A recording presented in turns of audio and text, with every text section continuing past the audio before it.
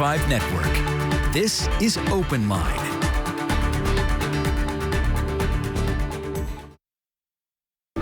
Good evening, everyone. Welcome to Open Line. Thank you for joining us. I'm Carrie Sharp. Tonight we are talking about being the it city and the growth that comes with it, for better or for worse. And particularly we're going to focus in the Antioch area. But if you live anywhere in Nashville or the mid-state and you have stories of growth issues, go ahead and give us a call. This is Open Line. We would love to talk about them. Number is on the bottom of the screen, 615-737+. Tonight we have Tanaka Vercher joining us. She's Metro Council member for the Antioch area. Tanaka, thank you so much for being with us. Thank you so much for having me, Carrie. I tell you what, you are a busy lady because Antioch is booming. And with that comes some issues. Give us like the overview of what's happening in Antioch now, good, bad, and indifferent. That's correct. I think one of the misconceptions as it relates to the growth in the area, this just didn't happen overnight. We can date the growth back to the mid-90s, and it would be, Judge Sam Coleman, a former council member out here in the area back in 2003, that really started painting the narrative of Southeast Davidson being one of the fastest growing areas in the county. So since 2003, this has been a conversation of growth for the area. Why do you think Antioch is so attractive? I think primarily because of just the value of land. Also, back in the day, I hate to use that terminology, but back in the day, the area was predominantly rural. So it was an opportunity for developers and for investment to come into the area, and that's what happened. And we saw that the mid 90s up until now. And it really is just, it's going right now. There is just one development after another. People do complain about traffic problems, development problems, whether it's, stripping of land and causing flooding in certain areas where there used to not be, some crime issues in Antioch. What are you hearing from residents there when they call to complain?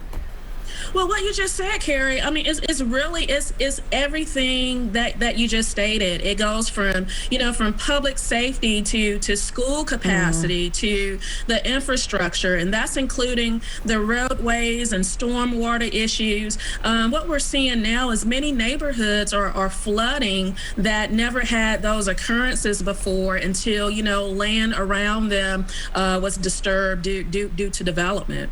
And recently you put forth a proposal in front of Metro Council that just basically said, hey, let's take a time out when it comes to development of multifamily units.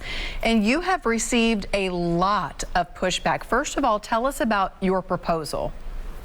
Yeah, so I want to say this. So it's not uncommon, when I push back against Google Fiber, that wasn't popular either. But that transcended ultimately, how they implemented their network here in the city. So this is in the same vein. As a legislator, I believe one of my core responsibilities is to when you recognize something isn't working right, to try to fix it. So what this proposal is, I'll state what it is not, Carrie. Okay. It is not an anti-affordable housing bill, and it is not an anti-apartment bill.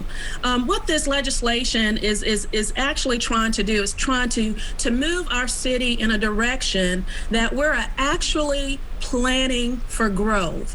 Right, there's a cost to that, and I know many neighbors were outraged about the 34% property tax increase. What I'm saying now tonight is if we don't start planning, that 34% property tax increase will not be the exception, it's going to be the norm, because what's going to end up happening, you have an area in the city that's the fastest growing.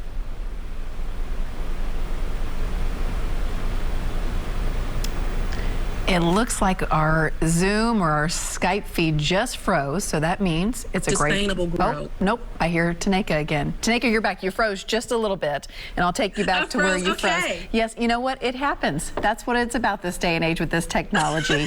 But you were talking about the growth that is happening, and it seems that when we report on all this growth, that the growth is happening, but then it's taking time for the services to catch up, and it's not not just a little lag, it's like those services have not even been planned. Yeah, the unfortunate thing is that when we build schools out here in the southeast quadrant, they're already at capacity. And the conversation that we really need to be moving forward, just more forward thinking in the city is, what do we want our quality of life? What do we want that ecosystem to look like? It has to be more than just erecting buildings for people to live in. And I'm not saying that that's a bad thing, but it has to be more intentional so that it's more sustainable, because it's either going to cost us more. Okay, we're going to take a quick break, and we're going to try to reboot this feed and get it up and running. But I do want to remind you that this is Open Line. So if you want to call in, particularly if you live in the Antioch area or anywhere in Nashville that has experienced growth problems, which is everywhere, go ahead and give us a call, 615-737+. We'll be right back.